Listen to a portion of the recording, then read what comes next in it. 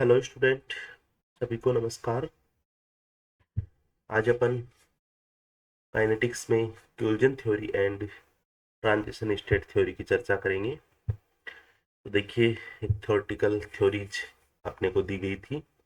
इस तरह से जो रिएक्टेंट रिएक्टेंट मॉलिक्यूल्स है प्रोडक्ट में कन्वर्ट होते हैं, क्या क्या उसमें मैकेनिज्म होती है। तो देखिए जरा, अपन बात करते हैं फ्यूजन थ्योरी की। देखिए, अपने को क्या कहता है कि एक आर्रेनियस नाम का साइंटिस्ट था।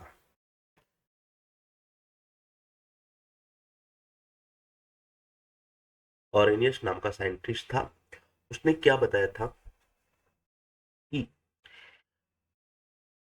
फ्यूजन थ्योरी के अकॉर्डिंग जो प्रोडक्ट की फॉर्मेशन होती है वो इफेक्टिव फ्यूजन की वजह से होती है बिटवीन रिएक्टेंट्स मॉलिक्यूल्स। मेरे कहने का मतलब है कि रिएक्टेंट मॉलिक्यूल्स में अगर इफेक्टिव फ्यूजन होगा, इफेक्टिव टक्कर होगी, इफेक्टिव कोलिजन होगा, तभी उसमें क्या होगा, प्रोडक्ट की फॉर्मेशन होगी।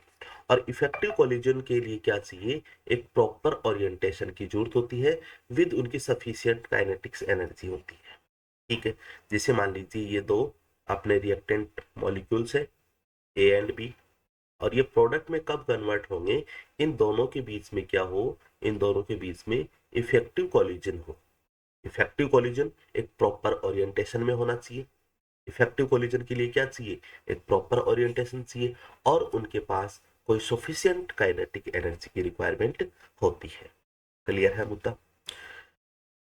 अब देखते हैं कि यहाँ से एक बात निकलती है कि ओनली, जैसे मान लीजिए ए एंड बी रिएक्टेंट है, इनके बीच में मान लीजिए काफी सारी टक्कर हो रही है, और वो सारी की सारी टक्कर जिम्मेदार नहीं है प्रोडक्ट में कन्वर्ट होने के लिए। ओनली कुछ ही टक्कर जिम्मेदार होती है कि मॉलिक्यूल्स प्रोडक्ट में कन्वर्ट हो जाए, और उन कुछ ही टक्करों को अपन बोलते हैं इफेक्टिव मॉलिक्यूल्स बोलते हैं। ओनली इफेक्टिव मॉलिक्यूल्स ही किसमें कन्वर्ट होते हैं, प्रोडक्ट में कन्वर्ट होते हैं। इसके लिए इफेक्टिव कोलिजन चाहिए, इफेक्टिव कोलिजन चाहिए, और इफेक्टिव कोलिजन के लिए उनका ओरिएंटेशन है, अभिविन्यास क्या, उनका प्रॉपर ओरिएंटेशन होना चाहिए। एक प्रॉपर ओरिएंटेशन में उनके बीच में कोलिजन होना चाहिए, और विद सफिशिएंट काइनेटिक एनर्जी रखनी चाहिए।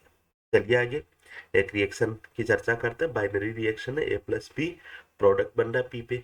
यहां से जब भी मैं बात करता हूँ रेट की, तो रेट डीपी बाई डी हो जाएगा, और के ए की कॉन्सेंट्रेशन एंड बी की कॉन्सेंट्रेशन, जैसा कि अपन रेट लॉ से अपन ये चीजें पढ़ते हैं।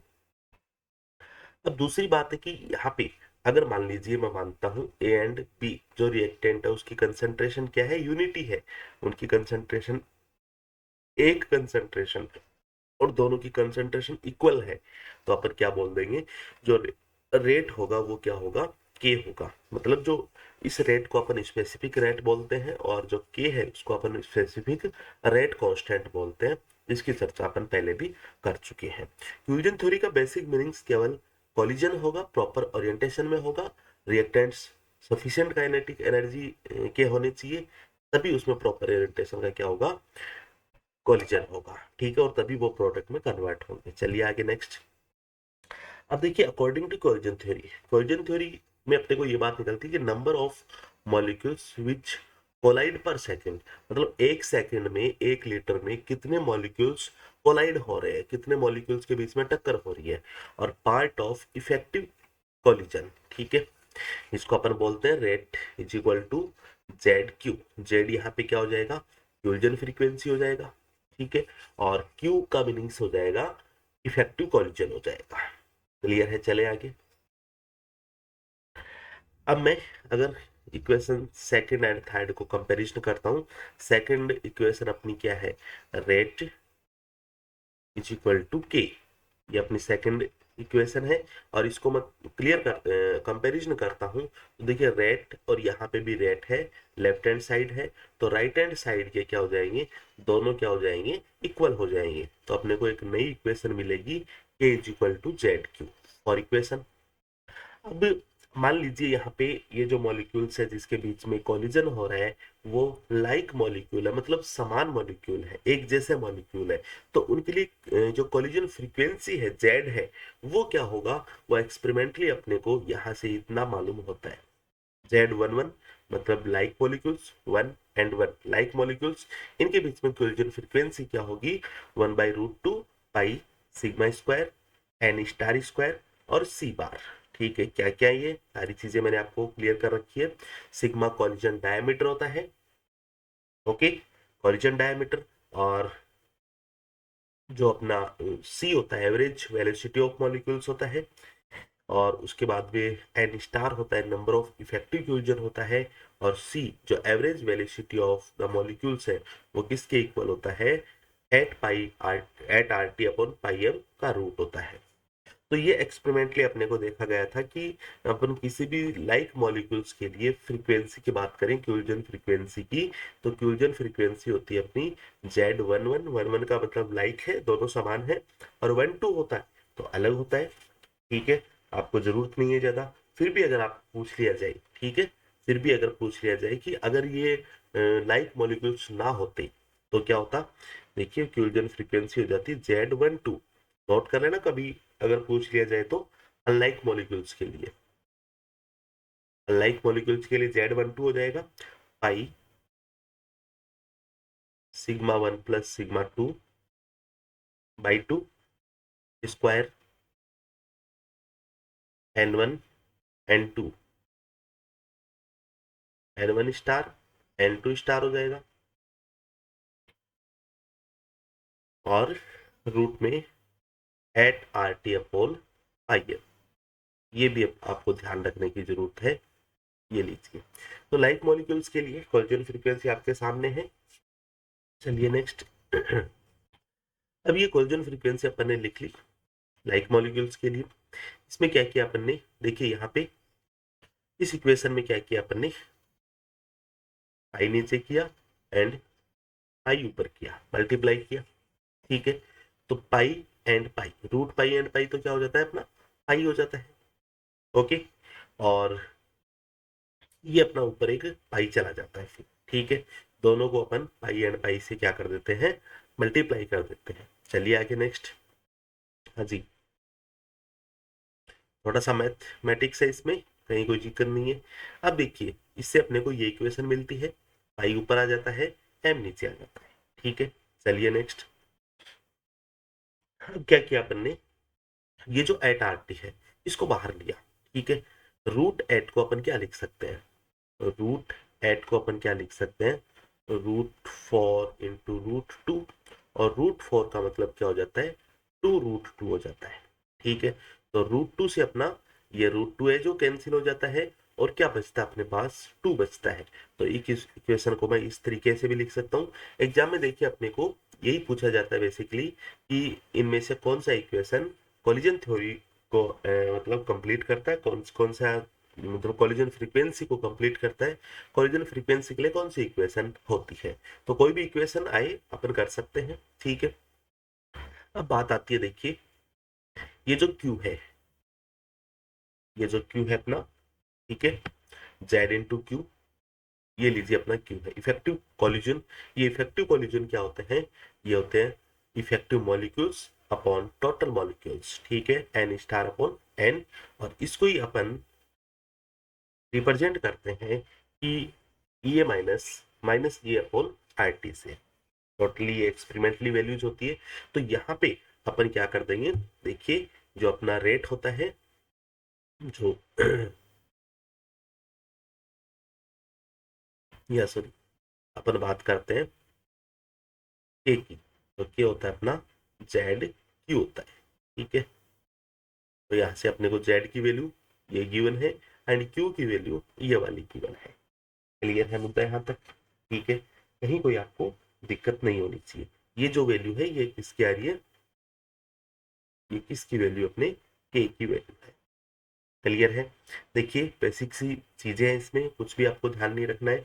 आपको ये ध्यान रखना है कि कोलिजन थ्योरी के अकॉर्डिंग क्या होता है कि मॉलिक्यूल्स में प्रॉपर ओरिएंटेशन से कोलिजन होता है विद उनके सफिशिएंट काइनेटिक एनर्जी होनी चाहिए। ठीक है, कोई भी बाइनरी रिएक्शन की अपन बात कर लेते हैं, उनका रेट अपन निकाल लेते हैं। स्पेसिफिक रेट अपन निकाल लेते हैं दोनों की कॉन्सेंट्रेशन यूनिट मान के। फिर अपन एक्सपेरिमेंटली अपन इस चीज को देखते हैं कि जो कोलिजन फ्रीक्वेंसी होती है जेड, ठीक है। दूसरी अपन बात करते हैं कि जो कोलिजन थ्योरी के जो अकॉर्डिंग रेट क्या होती है। तो कोलिजन थ्योरी के अकॉर्डिंग रेट अपनी ये होती है, ठीक है। इन दोनों को जब मैं कंपैरिजन करता हूं तो अपने को ये इक्वेशन मिलती है। इस इक्वेशन में अपन ये कोलिजन फ्रीक्वेंसी है एक्सपेरिमेंटली, और ये अपना क्या है कोलिजन कोलिजन अपना इफेक्टिव कोलिजन है। इफेक्टिव कोलिजन क्या हो जाता है अपना, effective molecules upon total molecules, ठीक है। तो ये अपने को लास्ट फाइनली ध्यान रखना है। आपको इफेक्टिव कोलिजन भी आपको पूछ सकते हैं, कोलिजन नंबर भी आपको पूछ सकते हैं कि कौन सा इक्वेशन इसमें राइट है, या फिर आपको रेट भी पूछ सकते हैं कि अकॉर्डिंग टू कोलिजन थ्योरी जो रेट होता है, ठीक है, लाइक मॉलिक्यूल्स के बीच में जो रेट होता है वो कितना होता है। और अनलाइक मॉलिक्यूल्स की बात करते हैं तो अनलाइक मॉलिक्यूल्स का भी मैंने आपको फॉर्मूला लिखा दिया है, ये लीजिए। क्लियर है? चलिए चलते हैं आगे।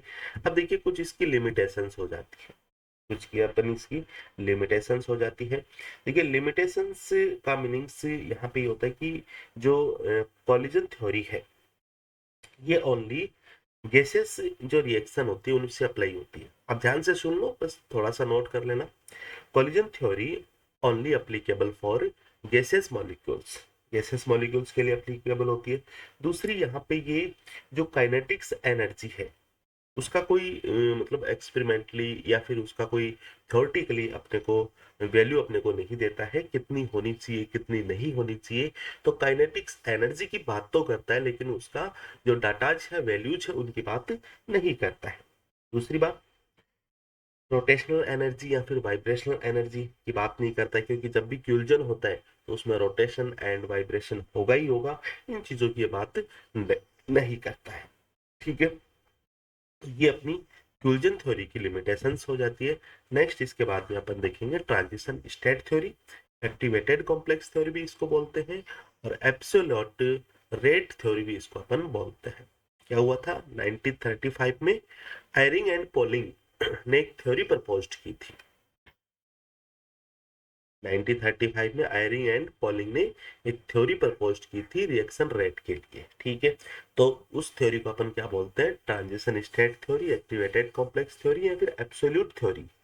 तो इस थ्योरी के अकॉर्डिंग क्या होता है कि जो रिएक्टेंट डायरेक्टली कन्वर्ट नहीं होता है प्रोडक्ट में, और कन्वर्ट होने से पहले before formation of product they formed a higher energy of transition state और एक्टिवेशन एनर्जी।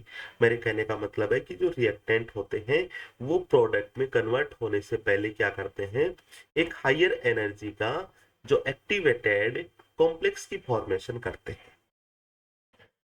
अपने को कोलिजन थ्योरी क्या कहती है, रिएक्टेंट के बीच में क्या होता है, एक इफेक्टिव कोलिजन होता है। इफेक्टिव कोलिजन के लिए उसमें प्रॉपर ओरिएंटेशन होना चाहिए, तब जाके वो किस में कन्वर्ट होते हैं, प्रोडक्ट में कन्वर्ट होते हैं। और जो ट्रांजिशन स्टेट थ्योरी है वो अपने को क्या कहता है, रिएक्टेंट प्रोडक्ट में डायरेक्टली कन्वर्ट नहीं होते हैं, और कन्वर्ट होने से पहले या फिर formation of product before formation of product reactant एक हायर एनर्जी का जो ट्रांजिशन स्टेट है एक्टिवेटेड कॉम्प्लेक्स है उसकी फॉर्मेशन करते हैं। चलिए नेक्स्ट बात है, तो ये जो एक्टिवेटेड कॉम्प्लेक्स है इसकी जो एनर्जी है, इसकी जो एनर्जी है ये क्या होती है, रिएक्टेंट एंड प्रोडक्ट से ज्यादा होती है।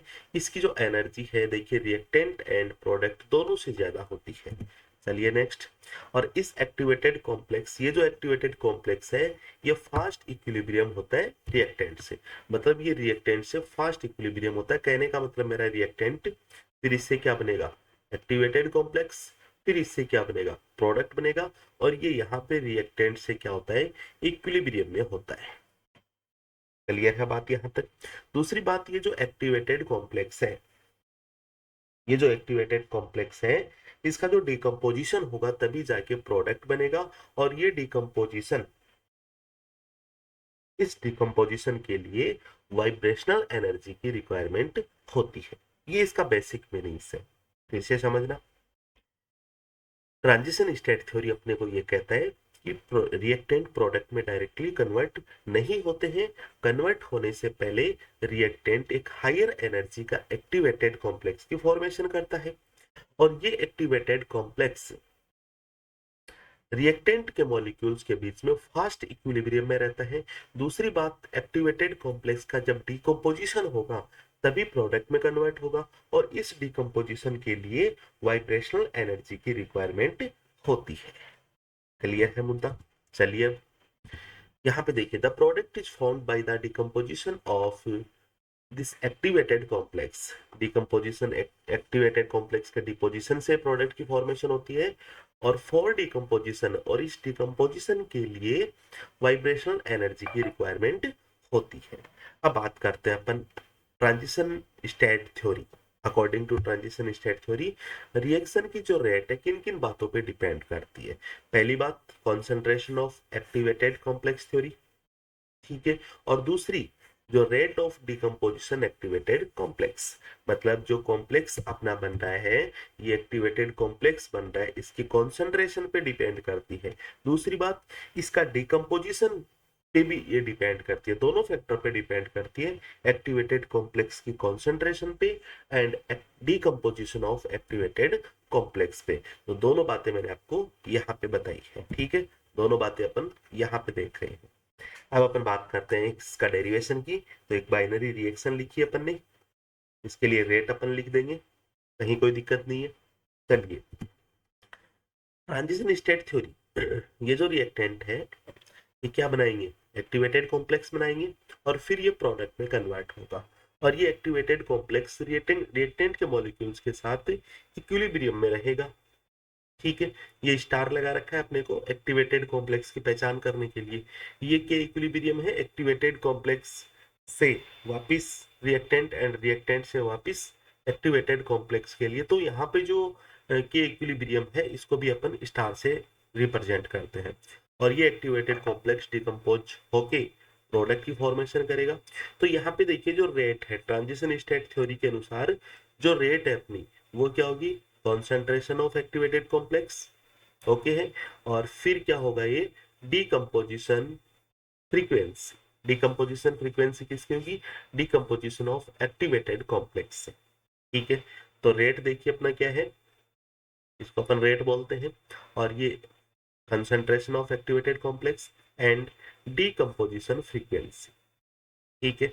अब जो अपन के इक्विलिब्रियम की बात करते हैं, देखिए मैं बात करता हूँ यहाँ पे, आपको समझाता हूँ कि अपना a प्लस बी, और इससे क्या बन रहा है, ए बी स्टार, ये एक्टिवेटेड कॉम्प्लेक्स है। इसके लिए मैं के सी की बात करता हूँ, या फिर के इक्विलिब्रियम की बात करता हूँ। तो के इक्विलिब्रियम कितना होगा अपना, ए बी स्टार अपॉन ए की कॉन्सेंट्रेशन एंड बी की कॉन्सेंट्रेशन। यहां से अगर मैं एक्टिवेटेड कॉम्प्लेक्स की कॉन्सेंट्रेशन निकालता हूं, ठीक है, तो क्या हो जाएगा अपना, के इक्विलिब्रियम स्टार और ए की कॉन्सेंट्रेशन एंड बी की कॉन्सेंट्रेशन, सेम यही चीजें यहाँ पे लिख रखी है, ठीक है, लीजिए, ठीक है। क्या करते हैं अपन, ये जो वैल्यू है, ये वैल्यू अपन यहाँ पे रखते हैं, ठीक है। ये वैल्यू यहाँ पे रखते हैं तो अपने को एक नई इक्वेशन मिलती है, के ए बी यहाँ पे है ही अपना, और ए बी स्टार की जगह अपन ये डाटाज रख देंगे जो फॉर इक्वेशन का है। यहाँ से फिर अपन रखने के बाद में A B and A B ये कैंसिल आउट हो जाएगा, तो K is equal to K equilibrium star and decomposition frequency, ये इक्वेशन अपने को मिल जाएगी। क्लियर है, मेरे हिसाब से कोई दिक्कत नहीं है। चलिए, डेरिवेशन इसलिए अपने को सीखना जरूरी है कि डेरिवेशन के बीच में भी अपने को जो इक्वेशन है वो पूछ ली जाती है कि मतलब कौन सी इक्वेशन इसमें राइट है, ठीक है। चलिए, अपन एक चीज जानते हैं कि जो के इक्विलिब्रियम होता है, ठीक है, वो क्या होता है, ई डेल्टा जी स्टार, अपन इसीलिए लगाते हैं क्योंकि ये भी स्टार है, ठीक है, अपॉन आर टी। और जो गिब्स फ्री एनर्जी है, इसका फॉर्मूला होता है, थर्मोडाइनमिक्स में अपन बात करते हैं, delta G is equal to delta H minus T delta S. यहाँ पे डेल्टा जी की वैल्यू यहाँ पे अपन रख देते हैं, तो अपने को ये इक्वेशन मिलती है, ठीक है। इस इक्वेशन को जब मैं ओपन करता हूँ तो अपने को ये डाटाज मिलते हैं के इक्विलिब्रियम के अकॉर्डिंग। तो ये तो बात हुई अपनी के इक्विलिब्रियम, ठीक है। अब दूसरी बात करते हैं कि जो डिकम्पोजिशन के लिए वाइब्रेशनल एनर्जी की रिक्वायरमेंट होती है। ये वाइब्रेशनल एनर्जी कितनी होती है? ये वाइब्रेशनल एनर्जी होती है E is equal to H nu. अगर ये वाइब्रेशन है तो न्यू वाइब्रेशन हो जाएगा, तो nu vibration is equal to E vibration upon H. इसी इक्वेशन से अपन ये निकाल लेंगे, ठीक है। अब ये जो अपना बोल्ट्जमान कांस्टेंट होता है, ठीक है, जो बोल्ट्जमान कांस्टेंट होता है, बोल्ट्जमान थ्योरी में भी अपन देखते हैं, बीएससी में भी देखते हैं, तो केबी इज इक्वल टू अपना आर अपॉन एन होता है, ठीक है। और यहाँ पे जो ई इज इक्वल टू है, ठीक है, E is equal to E vibration is equal to क्या है, केबी टी होता है, ठीक है। इसकी इक्वेशन अपन यहाँ पे लिखी, केबी की वैल्यू फिर से अपन फर्दर रख देंगे, आर अपॉन एन रखेंगे, तो वाइब्रेशनल एनर्जी अपने को इतनी मिलेगी। Vibrational energy is equal to R T upon N H, ये वाइब्रेशनल एनर्जी अपने को मिलेगी।